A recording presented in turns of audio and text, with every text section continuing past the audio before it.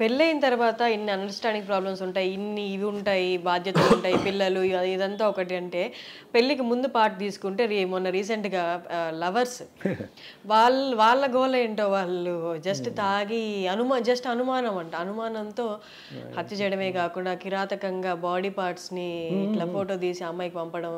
అది నిన్న న్యూస్‌లో తెలిసింది ఏంటంటే, అమ్మాయి ఆ ఫోటోలు చూసి తర్వాత పక్క రోజు కూడా తనని కలవడం జరిగింది. నేను ఇంకా జైలుకెళ్ళి పట్టుబడిపోతాను అంటే, పట్టుబడిపోతే ఏముంది, బెయిల్ వచ్చేస్తుంది, నువ్వు ఒప్పేసుకున్నావు కాబట్టి నేరం ఎలాగో, ఈ ఒక్కరోజు నాతో ఉండేళ్ళు అని చెప్పి వాళ్ళిద్దరు కలిసి టైం స్పెండ్ చేయడము.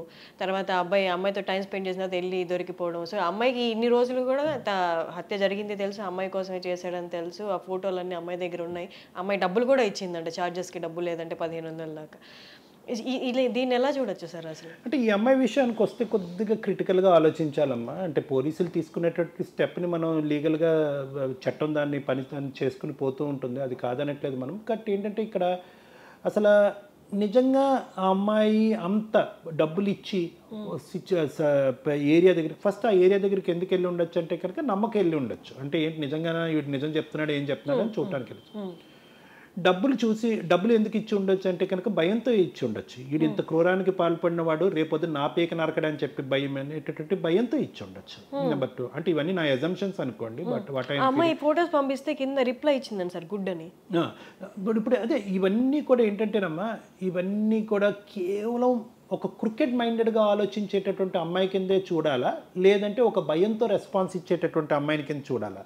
టైం స్పెండ్ చేసింది, టుగెదర్ టైం స్పెండ్ చేసాము అని అన్నారు. టైం స్పెండ్ చేయటం అంటే కనుక చెయ్యకపోతే వీడి రియాక్షన్ ఎలా ఉంటుంది?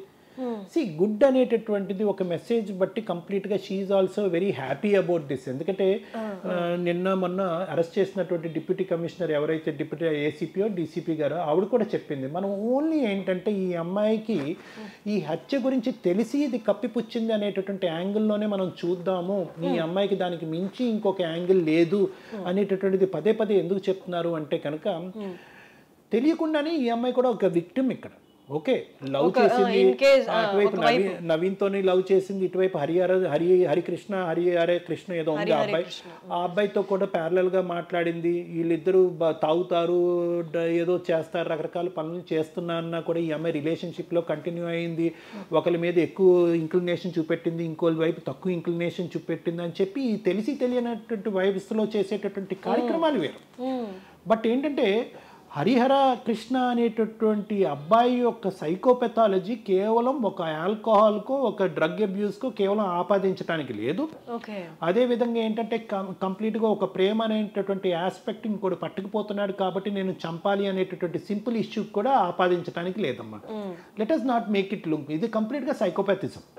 ఇది కంప్లీట్గా సైకోపాథిజం అనమాట. ఇప్పుడు వాడు ఈ అమ్మాయిని ప్రేమిస్తున్నాడంటే వీడు వెళ్ళి వాడిని తిట్టే సంఘటనలు చూసాము, అదే అమ్మాయిని ప్రేమిస్తున్నటువంటి వాడి మీద ఈర్ష్యతో కొట్టే సంఘటనలు చూసాం. కానీ చంపటం ఏంటి, ఎక్కడో మారుమూల ప్రాంతాలకు పట్టుకెళ్ళటం ఏంటి, అక్కడ గుండె బయటకు తీయటం ఏంటి, ప్రైవేట్ పార్ట్స్ని కట్ చేయటం ఏంటి, ఈ స్టోరీని అంతా కూడా ఇంకో విధంగా మాడిఫై చేయటం గురించి డ్రగ్ పెడలిస్టులకి అప్పచెప్పాలి అనేటటువంటి ఆ విధంగా ఆ యాంగిల్లోకి తీసుకెళ్లేటటువంటి ప్రయత్నం ఏంటంటే నేను కూడా న్యూస్ ఛానల్లో చూసిన ఏంటంటే. సో ఇవంతా కూడా ఏంటంటే this is not something that he's happened over an impulse. కేవలం ఒక ప్రేమ అనే సబ్జెక్ట్ మీద కోపం వచ్చి చేసినటువంటిది కాదు. This is pre planned cold blooded murder by a psychopath. So ఆ అబ్బాయి యొక్క మానసిక పరిస్థితిని కూడా సైకాట్రిస్టులను చాలా జాగ్రత్తగా విశ్లేషించవలసినటువంటి అవసరం ఉంది. ఎందుకంటే కనుక ఆ స్థాయిలో చేశాడని చెప్పి. ఇన్ఫ్యాక్ట్ ఈ అమ్మాయి గురించి మనం మాట్లాడుకుంటున్నప్పుడు ఈ అమ్మాయి ప్రేరేపించిందా, ఈ అమ్మాయి ప్రోత్సహించిందా అనేటటువంటి యాంగిల్ తీసి పక్కన పెడితే నువ్వు వెళ్ళి లొంగిపో ఇది కరెక్ట్ కాదని చెప్పిన వ్యక్తి ఎవరు? ఫస్ట్ ఈ అమ్మాయి కదండి. ఈ అమ్మాయి చెప్పింది నువ్వు చేసినటువంటి పరిస్థితి కరెక్ట్ కాదు అనేది కూడా చెప్పింది. ఇప్పుడు ఫోటోలు పంపించిన కానీ గుడ్ అని ఎందుకు పంపించింది అన్నది నాకైతే తెలియదు, కానీ అది భయంతో పంపించిందా సంతోషంతో పంపించిందా నాకు తెలియదు. లేదంటే ఒక కామెడీ లాగా నమ్మక పంపించిందా, అది కూడా ఛాన్సెస్ ఉన్నాయి. నమ్మక ఏదో నెట్ లో తీసి పంపించడేమో, బెదిరించి చాలే గుడ్ అన్నట్టు. సో వాస్తవానికి ఏంటంటే వెళ్ళి లొంగిపో అని చెప్పింది, ఇదంతా ఇవన్నీ అవ్వదు, నువ్వు ఎలాగన్నా పట్టుబడి పడతావు అని చెప్పింది కూడా ఆ అమ్మాయి. సో అలా తీసి పక్కన పెడితే ఈ ఆస్పెక్ట్స్ అన్ని తీసుకుని పక్కన పెడితే అసలు ప్రేమ అనేటటువంటి సబ్జెక్ట్ ఎటుపోతుంది అనేది మనకు భయం వేస్తుందమ్మా. ప్రతి దాంట్లో ప్రీతి ఇష్యూ తీసుకోండి, లేదంటే ఇందాక లాయర్ సబ్జెక్ట్ మనం మాట్లాడుకున్నాం, లాయర్ గారి భార్య సబ్జెక్ట్ మనం మాట్లాడుకుంది, ఇది తీసుకున్నాం. ప్రతి దాంట్లో ఏంటంటే majority of the cases other than academic and career pressure అనేది తీసి పక్కన పెడితే, ఆత్మహత్య చేసుకున్నటువంటి ఆ శ్రీ చైతన్య అబ్బాయి యొక్క ఆస్పెక్ట్ పక్కన పెడితే, అన్ని యాంగిల్స్లో కూడా ఒక రిలేషన్షిప్ అండ్ ప్రేమ ఆస్పెక్ట్ కనిపిస్తుంది, ఇంక్లూడింగ్ ప్రీతిది కూడా. ప్రీతి హత్య చేయబడిందా లేకపోతే ఆత్మహత్య చేసుకుందా అనేటటువంటిది కాలం నిర్ణయిస్తుంది, చట్టం నిర్ణయిస్తుంది. కానీ అక్కడ కూడా ఏంటంటే ఒక ఇమోషనల్ స్ట్రగుల్, అంటే నాకు కావాల్సినటువంటి అమ్మాయి నాకు దక్కట్లేదు అనేటటువంటిది, లేదంటే నాకు కావాల్సినటువంటి అమ్మాయి నాకు లొంగట్లేదు అనేటటువంటిది, నాకు కావాల్సినటువంటి అమ్మాయి నేను చెప్పినటువంటి విధంగా నడవట్లేదు అనేటటువంటి ఈర్ష్యా స్వభావంతో జరిగినటువంటిది.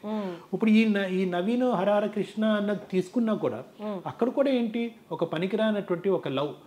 ఇప్పుడు లవ్ అనేటటువంటి యాంగిల్ ఎలా మారిపోయిందంటే స్వార్థంతో నిండిపోయిందమ్మా, కంప్లీట్గా స్వార్థం. అంటే నేను ప్రేమించినటువంటి అమ్మాయి సచ్చినట్టు నన్ను ప్రేమించాలి, నేను ప్రేమించినటువంటి నా అమ్మాయి నన్ను ప్రేమించకపోతే కనుక, లేదంటే నన్ను ఇప్పటి వరకు ప్రేమించినటువంటి అమ్మాయి ఇంకో దారి చూసుకుంటే కనుక ఆ దారిలో ఇంకో మగాడు పరిచయం అవ్వకూడదు, ఇంకో మగాడిని ప్రేమించకూడదు, ఇంకో మగాడితో అసోసియేషన్ పెట్టుకోకూడదు. ఒకప్పుడు ఆ పద్ధతిని అనుసరిస్తే కనుక, నన్ను ప్రేమించకుండా నన్ను గుడ్ బై చెప్తే కనుక, లేదంటే నన్ను ప్రేమించి గుడ్ బై చెప్పి ఇంకోటితో కనెక్ట్ అవుతే కనుక ఆ అమ్మాయి అంతం అయిపోవాలి అనేటటువంటి విపరీతమైనటువంటి సైకోపెథాలజీలోకి మనం ఈ మధ్యకాలంలో ఎక్కువ చూస్తున్నాం. ఎందుకు ఈ దారుణం వచ్చింది అంటే కనుక, మనకి ఇప్పుడు కాంపిటీషన్ అనేది అన్ని చోట్ల పెరిగిపోయింది, ఉద్యోగం చదువు అన్నింటిలో పెరిగిపోయింది. ఈ అమ్మాయిలు ప్రేమ అనేటటువంటి వ్యవహారంలో కూడా దురదృష్టం కొద్ది కాంపిటీషన్ పెరిగిపోయిందమ్మా. అంటే ఇప్పుడు ఎలా ఉందంటే, ఒక స్కూల్కి కానీ కాలేజీకి వెళ్ళి మీరు ఒక 20-30 మంది స్టూడెంట్స్ని ఇంటర్వ్యూ చేయండి, above the 8th grade or 7th grade. అందరికీ కంపల్సరీగా బాయ్ ఫ్రెండ్ అయితే గర్ల్ ఫ్రెండ్ ఉండాలి, గర్ల్ ఫ్రెండ్ అయితే బాయ్ ఫ్రెండ్ ఉండాలి. ఆ కాన్సెప్ట్ లేకపోతే కనుక, ఎవరికైనా గర్ల్ ఫ్రెండ్ కానీ ఒక అమ్మాయికి బాయ్ ఫ్రెండ్ కానీ లేకపోతే కనుక మిగతా పిల్లల్ని వాళ్ళని హేళన చేస్తున్నారు, పియర్ ప్రెషర్, చాలా చులకనగా చూస్తారు. ఏంద్రా నీకు ప్రేమ లేదా, ఇది నెంబర్ 1. నెంబర్ 2, ప్రేమలో ఓడిపోతే కనుక వాడిని ఎంత హేళన చేస్తున్నారు అంటే కనుక, నువ్వేంట్రా ఆ అమ్మాయిని ప్రేమించటం ఏంటి, వాడు పట్టుకెళ్ళిపోవటం ఏంటి ఆ అమ్మాయిని, ఏంట్రా నీ పరిస్థితి ఏంటి ఇలాగైపోయింది అనే విధంగా మాట్లాడేటటువంటి తీరుని. అంటే it has become a subject more important than career and job.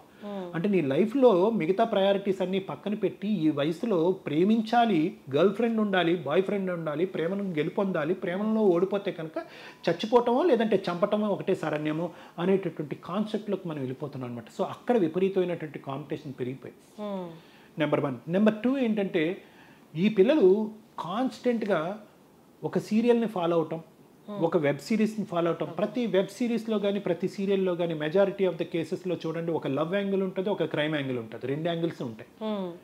ఆ క్రిమినాలిటీలోంచి వీళ్ళు ఏంటంటే, అక్కడ స్టోరీ రైటర్ అంత స్థాయికి ఆలోచించాడో లేదో కానీ వీళ్ళు ఆ స్థాయి వరకు ఆలోచించి ఆ మనిషిని చంపేటటువంటి విధానం ఏంటి, పద్ధతులు ఏంటి, మార్గాలు ఏంటి, తర్వాత మనం దొరకకుండా తప్పించుకునేటటువంటి పద్ధతులు ఏంటి, ఈ క్రిమినల్ మైండెడ్నెస్ కూడా పెరిగిపోతుంది. ఇది నెంబర్ 2. నెంబర్ 3 మోస్ట్ ఇంపార్టెంట్ ఏంటంటే కనుక, ఓకే వీడియో గేమ్స్లోనో లేదంటే ఆ సెల్ గేమ్స్లోనో ఈ గేమ్స్ ద్వారా నేర్చుకునేది ఇవన్నీ మనం ఈ మీడియా యాంగిల్లో పెట్టుకుంటున్నాం, గ్యాడ్జెట్ యాంగిల్. 3వది పేరెంట్స్కి ఎప్పుడు తెలుస్తున్నాయండి ఈ అంశాలు? నిజంగా ఇప్పుడు మీకు నాకు హరిహర కృష్ణ ఇలా ఇంత భయంకరంగా చంపాడు అనేటప్పుడే పేరెంట్స్కి కూడా తెలుస్తుందా, లేదంటే హరిహర కృష్ణ యొక్క సైకోపెథాలజీ అనేది తల్లిదండ్రులకి ముందు నుంచి తెలుసా అన్నది నా మనసులో ఉన్నది.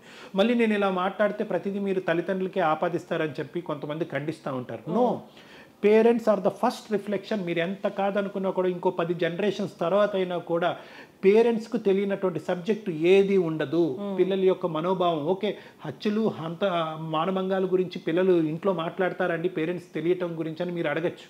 కానీ ఏంటంటే, నేను హత్యలు మానభంగాల గురించి మాట్లాడలేదండి. అది రిఫ్లెక్ట్ అయ్యే ఏదో ఒక యాక్షన్స్ ఉంటాయి వాళ్ళ దగ్గర, ఒక ట్రిగర్ ఉంటుందమ్మా.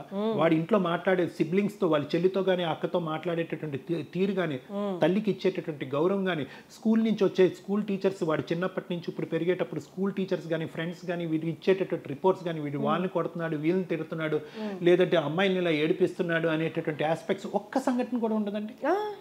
సో నేను అనేది ఏంటంటే, this third thing is the most important. ఇటువంటి దురదృష్టకరమైనటువంటి పరిస్థితుల్లో ఈ రోజుల్లో మనం ఉండటానికి ఒక ముఖ్యమైనటువంటి కారణం ఏంటంటే, తల్లిదండ్రులు ఏంటంటే కాకిపిల్ల కాకి ముద్ద అన్నట్టు, నా పిల్లలు ఆ న్యూస్ ఎక్కడో న్యూస్ అండి, మా పిల్లలు ఎందుకు చేస్తారు, తాగితే కనుక వాడెవడో తాగాడండి, మా అబ్బాయి తాగాడండి, గాంజా తీసుకుంటే వీడి తీసుకుంటే వాడెవడో తీసుకున్నాడండి, మా అమ్మాయి వాడెవడో మానభంగం చేసేట్టు. అలా కాదు, మీ పిల్లలు ఆ స్థాయి వరకు చేయరు అనేటటువంటి గాఢమైన నమ్మకం మీలో ఉన్నా? ఎందుకంటే మీరు పేరెంట్స్, మేము పేరెంట్సే, కానీ ఆ నమ్మకం కూడా వాళ్ళకి అసలు ఏ బేసిస్ మీద వస్తుందో అర్థం కాదండి. ఇంట్లో వాడు చేసేవన్నీ ఇలాంటి పనులు చేస్తున్నాడు, సిస్టర్స్ని కొట్టడం, లేకపోతే వీళ్ళందరూ కూర్చొని టీవీ చూస్తున్నప్పుడు ఏదైనా సీ ఇలాంటిది వైలెంట్ సీన్ వచ్చినప్పుడు వాడు దాన్ని ఎంకరేజ్ చేస్తూ మాట్లాడు. బాగా జరిగిందంటాడు.